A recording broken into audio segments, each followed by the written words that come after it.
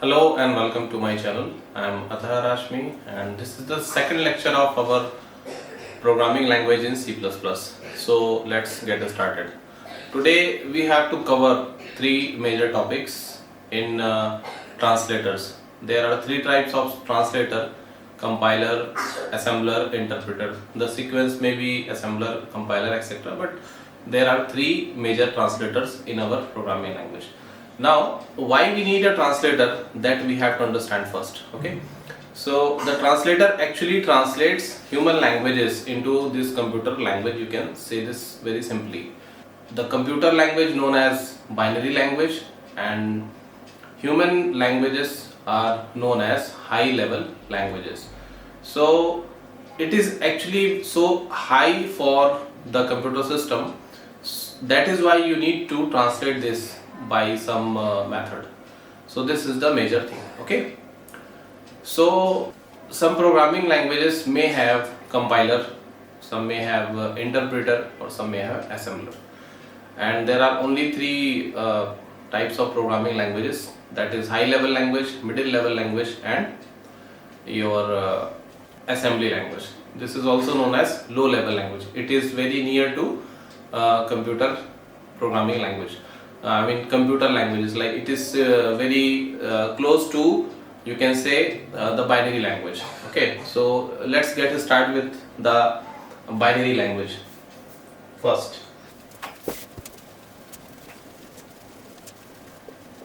These are the three translators available in our programming field: assembler, interpreter, and the compiler. Okay, so in assembler, the job is to convert assembly language, like suppose if it is written here move AX5, this is one simple statement.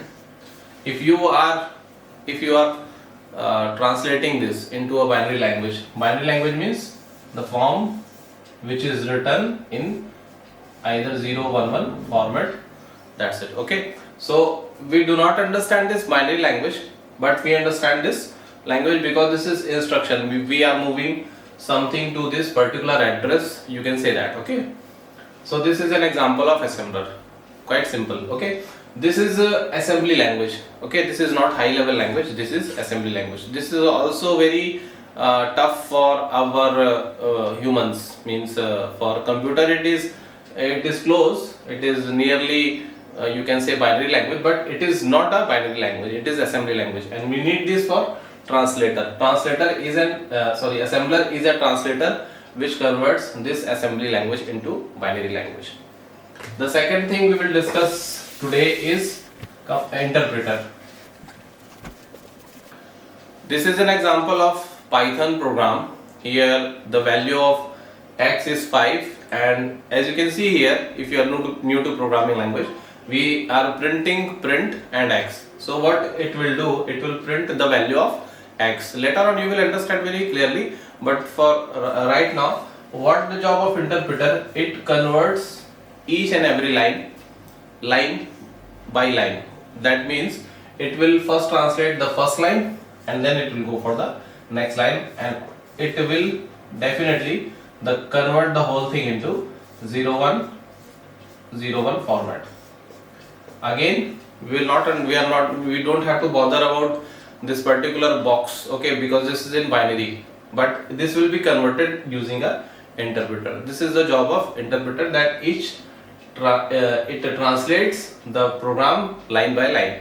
This is a slow process because it translates each line, and if it found any error, so it will reflect that particular error through the line number. Suppose you have error in line number this, what type of error? Maybe you have mistaken writing that, maybe you write capital P, or maybe you write capital T by mistake. So it will reflect you that this type of function is not available in Python, so you have to correct it.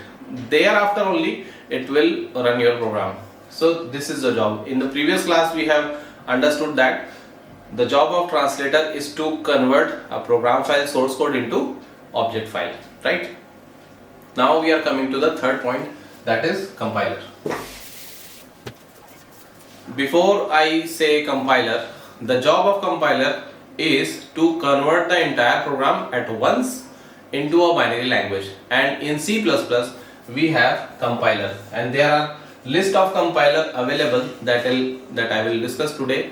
After this session of translator, I will give you, and also I will tell you that which compiler we are going to use throughout the session, throughout our video lecture series. This is very much important topic. So the job of compiler is what? Suppose I have a program in C++.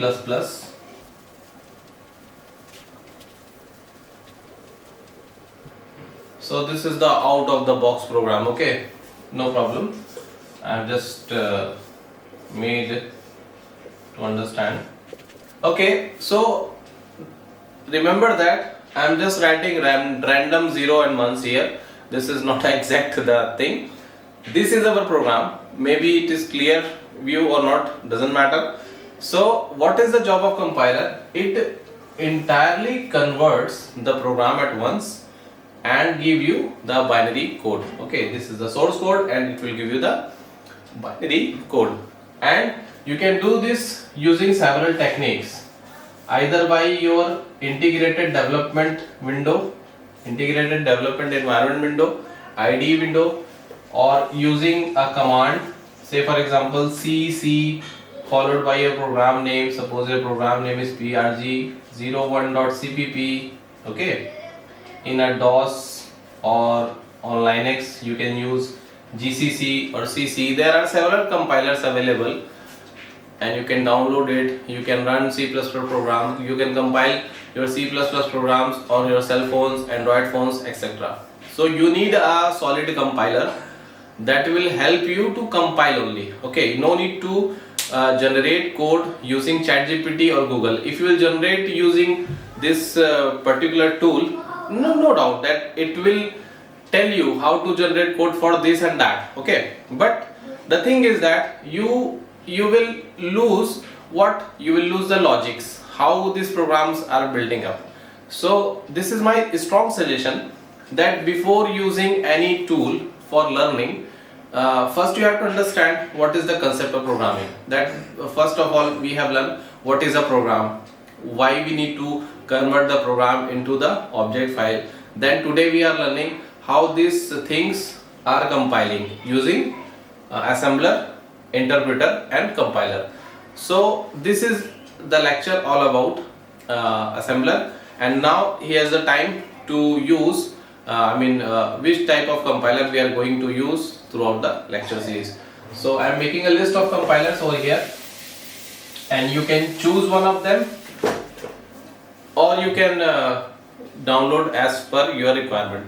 But remember that build your program on your own way and learn the program step by step. Okay, there is a syllabus for that, and if you go through the procedure it will help you. And if you directly go to the ChatGPT or Gemini, or you will ask AI to generate the code, definitely it will help you, but you will, most of the part you will be you will need a teacher for that. Okay, and I am trying my best to teach you the step by step how I learned the programming language, how I become master in this. Okay, so see this, I prefer Dev C++ the most.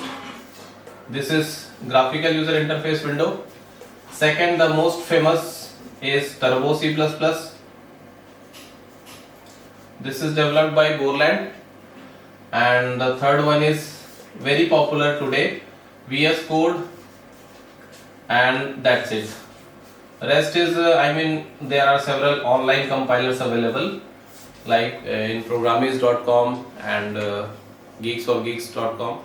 So you can go there also to run your program. Okay, and how to type a program, how to build a program in C++, this is our next topic, next video lecture. So in the next video lecture we will start the coding process, and before the coding process we have several aspects like algorithms, flow charts, etc.